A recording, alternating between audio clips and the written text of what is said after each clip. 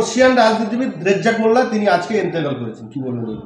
বাংলার রাজনীতির ইতিহাসে যদি দেখা যায়, চাষার বেটা নামে যিনি খ্যাত ছিলেন, তিনি 80 বছর বয়সে আজকে তিনি মারা গিয়েছেন, ইন্তেকাল করেছেন। তার পরিবারকে সমবেদনা জানাই, আমরা শোক জ্ঞাপন করছি। তিনি বামফ্রন্ট আমলেও মন্ত্রী ছিলেন এবং তৃণমূল সরকারের আমলেও মন্ত্রী ছিলেন, দীর্ঘদিন তিনি মন্ত্রিত্ব চালিয়েছিলেন। আজকের রাজনীতির ইতিহাসে একজন মানুষকে আমরা হারালাম, যিনি মাটি থেকে উঠে আসা এবং মাটির গন্ধকে তিনি কোনো সময় পরিত্যাগ করেনি।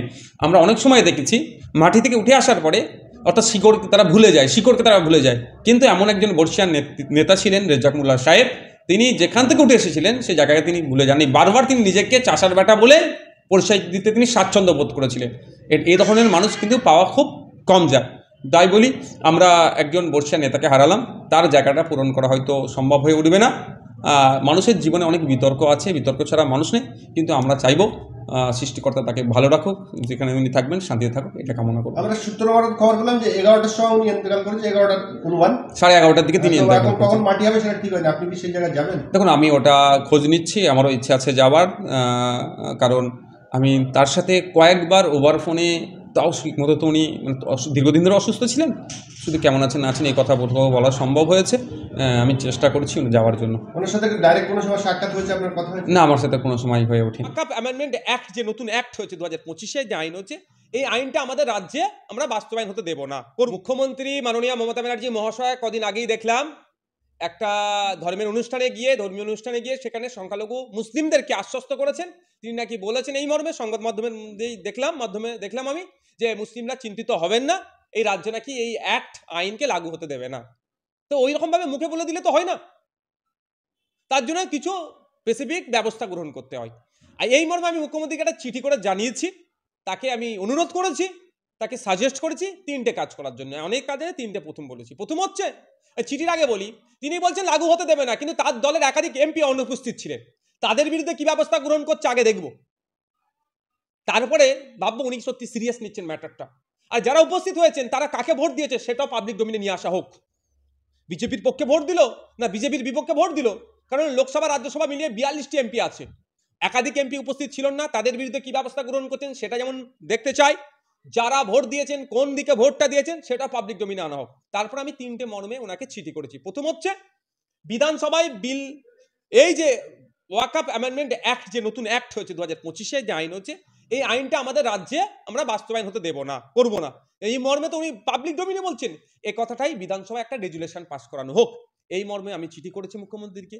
আমি চিঠি করেছি মুখ্যমন্ত্রী আমাদের রাজ্যের প্রধান, রাজ্যের পক্ষ থেকে একটা সুপ্রিম কোর্টে মামলা করুক, যে এই সারা দেশের জন্য উনি মামলা করুক, যেমন আমরাও করছি, যে উনি এই পার্টি হোক একটা মামলাতে, যে এই যে অসাংবিধানিক অগণতান্ত্রিক যে ওয়াকফ অ্যামেন্ডমেন্ট থেকে ওয়াকফ অ্যাক্ট হয়েছে, একে প্রত্যাহার করার জন্য।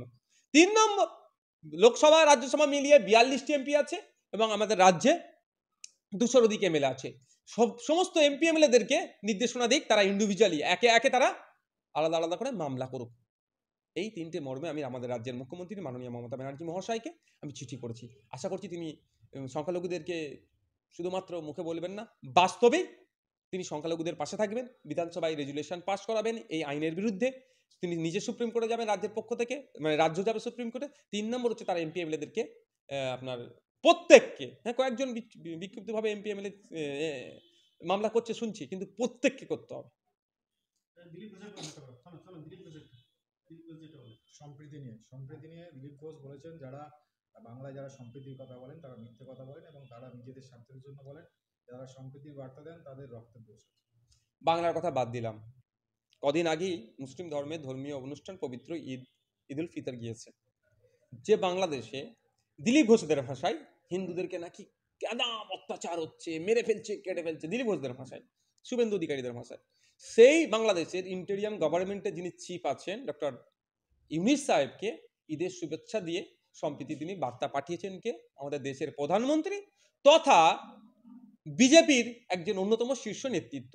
তাহলে রক্তের দোষ কার আছে, কি আছে, বাংলাটা বাদই দেন না, তাদের শীর্ষ নেতৃত্বদেরকে জিজ্ঞাসা করুন। তাহলে দিলীপ ঘোষ মহাশয়দের কাছে কোনো আর ইস্যু নাই, এই হিন্দু মুসলমান করতে হবে, সম্প্রীতি কিভাবে নষ্ট হয় সেটা করতে হবে, ঐক্য কিভাবে বিনষ্ট হয় সেই নিয়ে দেখবেন এরা বেশি পড়ে আছে।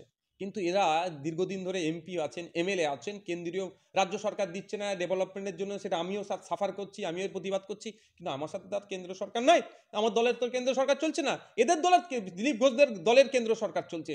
কেন এইমস আর একটা নিয়ে আসতে পারলো না? একটা এইমস আনছেই, সেটা তো আপনার রায়গঞ্জে ছিল, রায়গঞ্জটা এখন উঠে এসে কল্যাণীতে হলো। রায়গঞ্জে একটা এইমস নিয়ে আসতে পারতো, কেন্দ্রীয় বিশ্ববিদ্যালয়, কেন্দ্রীয় ফান্ডের বিভিন্ন project, agriculture related project, education related project, health related project, এত তো আছে, কই নিয়ে সেটা বাস্তবায়ন করছে না কেন? ব্যর্থ আছে। এই ব্যর্থতা ঢাকার জন্য হিন্দু মুসলমান করতে হবে, আর এই সম্প্রীতি ঐক্য বলে গুলিয়ে গালিয়ে দিয়ে মানুষকে বিভ্রান্তের মধ্যে রাখতে হবে। 2026 সালে মানুষ প্রস্তুত নিয়ে নিয়েছে এখন থেকে এই তৃণমূল বিজেপির বাইনারি ভাঙবে, তৃণমূল বিজেপিকে বাংলা থেকে শূন্য করবে।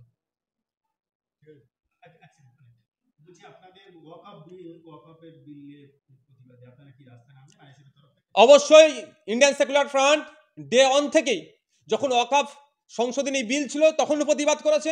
আমাদের 21শে জানুয়ারি পার্টির প্রতিষ্ঠা দিবসটা বিভিন্ন ইস্যু নিয়ে হয়েছিল, তার মধ্যে অন্যতম একটা ইস্যু ছিল এই ওয়াকফ সংশোধনী বিলকে প্রত্যাহার। এখন সংশোধনী বিল থেকে এখন সংশোধনী আইনে পরিণত হয়েছে।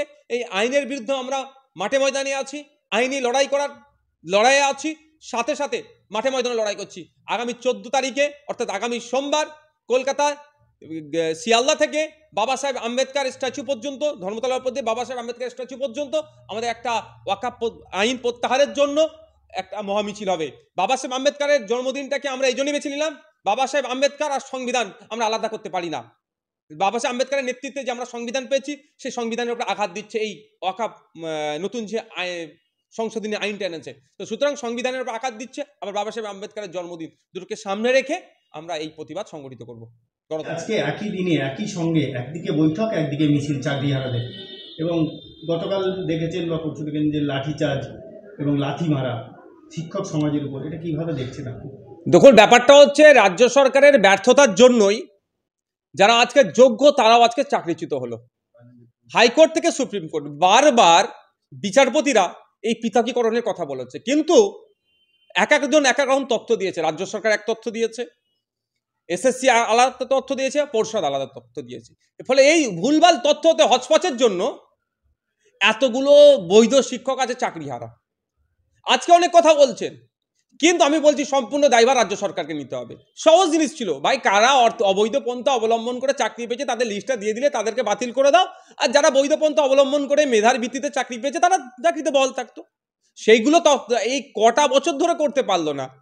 এখন রাজ্য সরকার অনেক বড় বড় কথা বলছেন, অনেক প্রতিশ্রুতি দিচ্ছেন, প্রতিশ্রুতির অন্তঃসার শূন্য আমি মনে করি।